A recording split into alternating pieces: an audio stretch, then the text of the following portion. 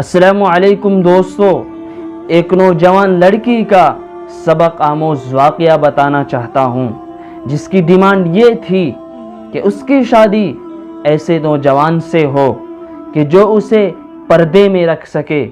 एक नौजवान इस शर्त पर शादी के लिए राज़ी हो गया। दोनों की शादी हो गई।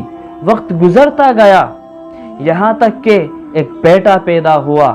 एक दिन शौहर ने बीवी से कहा कि मैं सारा दिन खेत पर काम करता रहता हूँ और खाने के लिए मुझे घर आना पड़ता है, जिससे मेरा बहुत ज़्यादा वक्त ज़ाय हो जाता है। कल से तुम मुझे खाना खेत पर ही ला कर दिया करना। बीवी इस बात पर नाराज़ हो गई।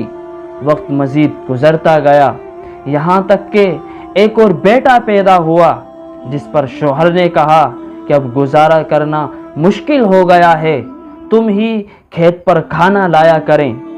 एक दिन शौहर बैठा हुआ हंस रहा था। बीवी ने पूछा कि क्यों हंस रहे हो, आखिर क्या बात है?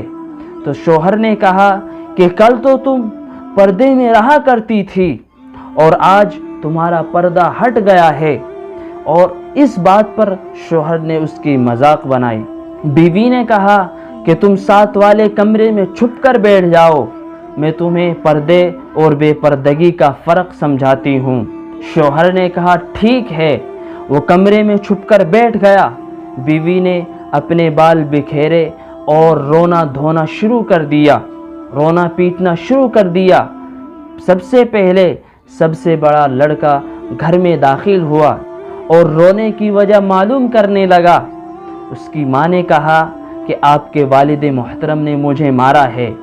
सबसे बड़े बेटे ने कहा कि अम्मा अब्बू हमारा बहुत ख्याल रखते हैं, और इसी तरीक़े से उसने कुछ बातें समझाकर अपनी अम्मी को, अपनी वालिदा को खामोश कर दिया। बीवी फिर से रोने की एक्टिंग करने लगी और दूसरे बेटे के आने पर उसे बताने लगी कि आपके वालिद मोहतरम ने मुझे मारा है।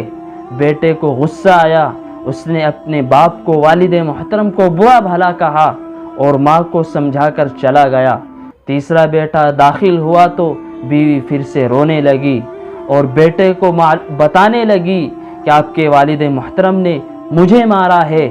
तीसरा बेटा ये सुनते ही गुस्से से आग बबूला हो गया और ऊंची आवाज़ में बुरा भला कहने लगा, यहाँ तक कि गाली देने लगा और अपने वालिद मोहतरम को मारने के लिए भागने लगा। फ़ौरन बीवी खड़ी हुई और बताने लगी कि मेरे शौहर कि ये फ़र्क है पर्दे और बेपर्दगी में, कि जो लड़का मुकम्मल पर्दे में पैदा हुआ था उसने आपकी इज़्ज़त का पर्दा रखा, उसने आपकी इज़्ज़त का ख्याल किया, आपका एहतराम किया। और जो लड़का नीम पर्दे में पैदा हुआ था उसने आपकी आधी इज़्ज़त रखी, आधा ख्याल किया। और जो लड़का मुकम्मल बेपर्दगी में पैदा हुआ था उसने आपकी ना इज़्ज़त देखी, ना आपका एहतराम किया और ना आपकी वक़ार को समझा, बल्कि आपकी इज़्ज़त पर हमला किया, आपके पर्दे पर हमला किया और आपके वक़ार को तार तार किया। ये फ़र्क है पर्दे में और बेपर्दगी में। और पर्दा औरत का फितरी तकाज़ा है, इसीलिए अल्लाह तबारक व तआला ने औरतों को पर्दे का हुक्म दिया है कि वो पर्दे में रहा करे।